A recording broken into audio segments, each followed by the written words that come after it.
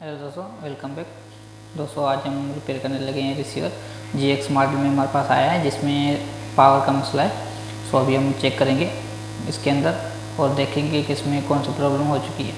सो सबसे पहले हम सप्लाई चेक करेंगे आउटपुट एरिया में। सो 5 वोल्ट चेक करेंगे। सो दोस्तों देख सकते हैं 5 वोल्ट नहीं आ रहे, ठीक। तो पीछे से बटन भी इसका चालू है, फिर भी 5 वोल्ट इसमें नहीं आ रहे। 15 वोल्ट 20 वोल्ट भी ये भी नहीं आ रहे, बटन चालू है इसका।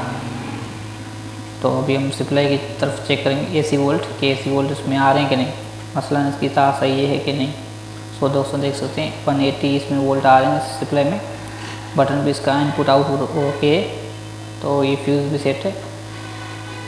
वोल्ट फिर भी इसके जो सप्लाई वोल्ट नहीं बना रही, देखें सप्लाई वोल्ट नहीं बना रही। एक प्रॉब्लम आ जाती है जिसमें ब्लैकिंग होती है, तो उसमें ब्लिंकिंग नहीं हो रही। तो मैं सप्लाई खोल लेता हूँ उसको।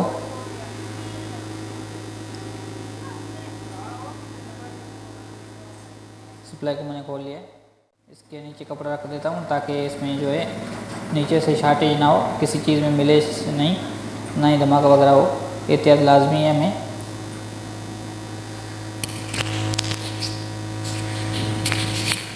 तो मीटर को मैंने रख दिया है 600 का, और हम कैपेसिटर जो है मेन कैपेसिटर उसके वोल्ट चेक करने लगे हैं। तो कैपेसिटर वोल्ट में बना रहा दोस्तों। सो कैपेसिटर के आगे 1 मिनट, ये वोल्ट में बन रहे।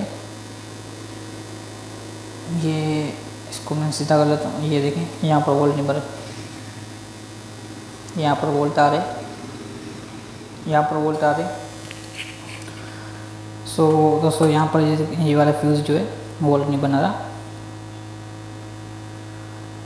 तो देख सकते हैं इसको 1 मिनट में मैं सीधा कर लेता हूँ।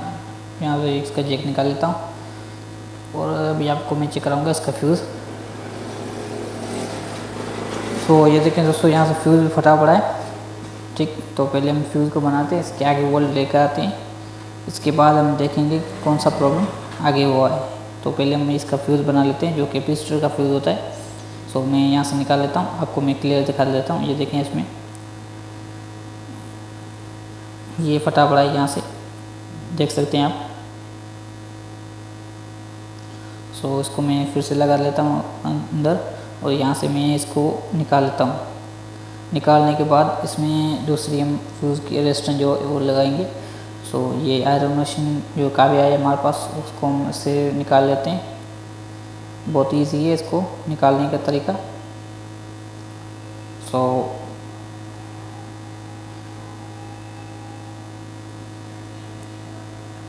ये हो गया सेट। अभी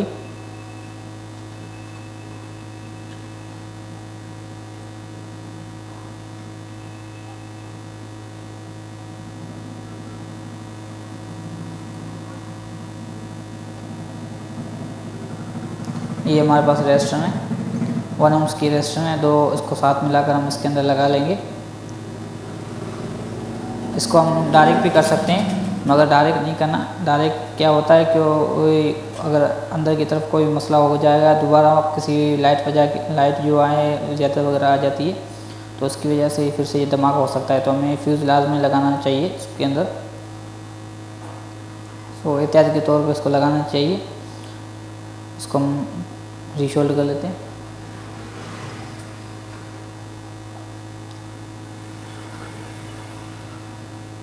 सेट हो गया, तो ये अभी फिक्स हो गया। तो अभी इसको कटर से काट लेते हैं, तो जो ज़्यादा तार हो चुकी हैं इसको। तो अभी हम फिर से इसको चेक करेंगे कि वोल्ट इसमें बन रहे हैं कि नहीं। अब वोल्ट बन रहे हैं और इसका जो है दूसरा प्रॉब्लम नहीं है। तो हमें शक है इसकी IC की तरफ। तो पहले हम चेक कर लेते हैं कैपेसिटर वोल्ट बना रहा है कि नहीं।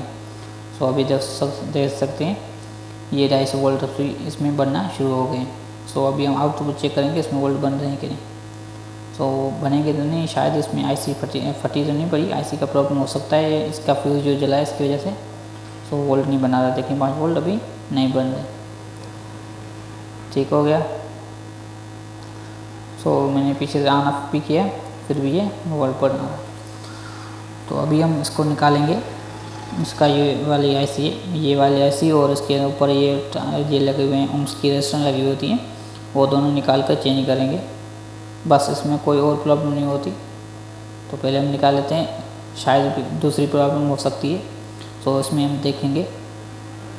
जब तक ये ऐसे निकाल कर लगाता हूँ तब तक दोस्तों से रिक्वेस्ट है, ये आप देख सकते हैं इसमें नंबर लिखा हुआ है 3834 में नंबर होता है। सो ये इसका फ्यूज़ है, ऊपर की तरफ इसमें रेजिस्टेंस लगी होती है ओम्स की। सो दोनों आप एक्सचेंज कर सकते हैं, अगर नहीं है तो नहीं लगा लें, अगर नहीं है तो फिर आप पुराने किसी AC सप्लाई से निकाल कर इसमें लगा सकते हैं। सो दोस्तों से रिक्वेस्ट है, चैनल पे न्यू है चैनल को सब्सक्राइब, साथ साथ बेल आइकन को प्रेस कर दीजिए और वीडियो को लाइक कर दीजिए। और कुछ नहीं समझ में आया तो आप कमेंट करके पूछ सकते हैं, जो भी इन्फॉर्मेशन होगी मेरे पास आपके साथ शेयर करूँगा।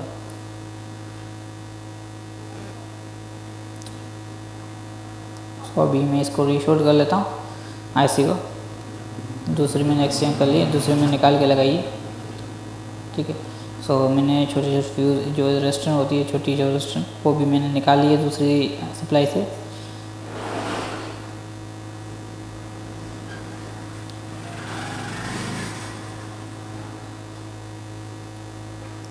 सो बाकी अभी ये फ्यूज़ लगाने हैं, बहुत इजी है। आप इसको फ्री ऑफ कॉस्ट बना सकते हैं, जैसे किसी पुरानी सप्लाई में से पुर्जे निकाल कर इसको बना सकते हैं, कोई कॉस्ट नहीं आती आपकी।